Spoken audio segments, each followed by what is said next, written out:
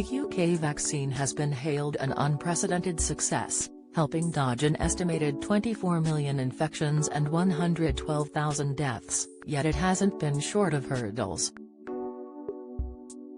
Having decided that the stakes are high enough, the JCVI has recommended that all children receive a first dose of the vaccine in a bid to curb the spread of COVID-19 in schools.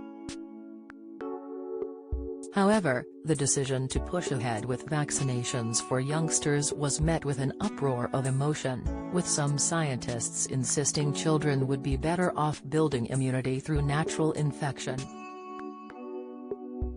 It was confirmed yesterday that 3 million children aged between 12 and 15 would be able to receive a first dose of the vaccine from next week.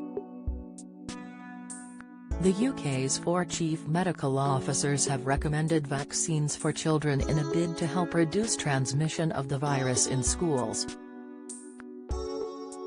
They said, COVID-19 is a disease which can be very effectively transmitted by mass-spreading events, especially with the Delta variant.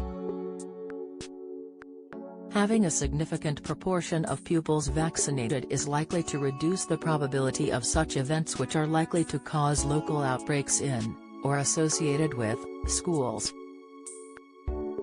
Jeremy Kyle erupts on air after he accuses Butterworth of peddling vaccine propaganda. They will also reduce the chance an individual child will get COVID-19.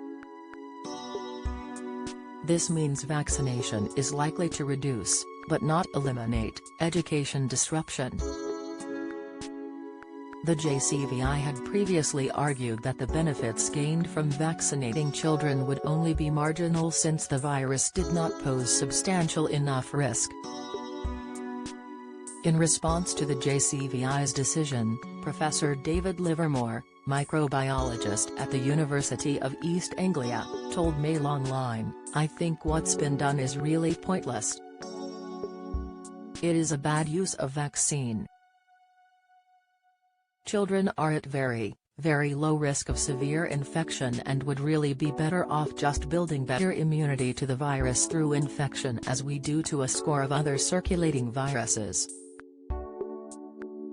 Don't miss, dementia, 3 foods to remove from your diet to help halt risks, tips Danny Miller Health. The Emmerdale Stars Horrible and Invisible Illness, latest, high blood pressure diet, 15 foods to avoid if your reading is too high. Insight, vaccinating children has been justified not to protect children from severe infection, but so schools can be kept open.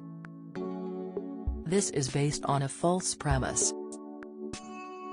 School here should not have been closed at all. The JCVI has previously recommended the vaccine for children with conditions that make them vulnerable to the virus. It had argued at the time that the stakes are much lower for healthy children.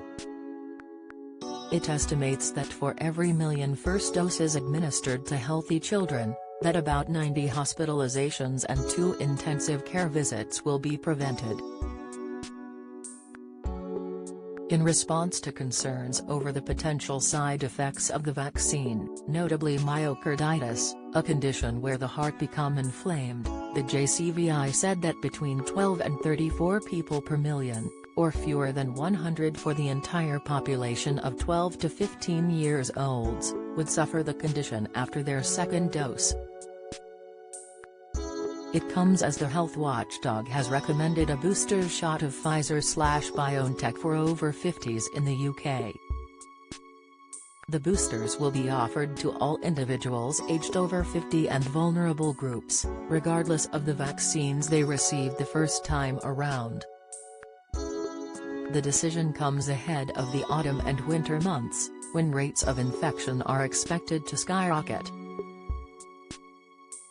Professor Jonathan Van Dam, England's Deputy Chief Medical Officer, said the UK's vaccination programme had so far prevented an estimated 24 million COVID-19 infections and 112,000 deaths.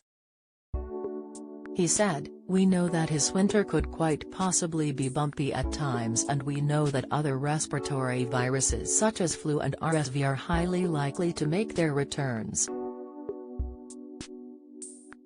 With all that in mind, the mantra, if you live, is to stay on top of things.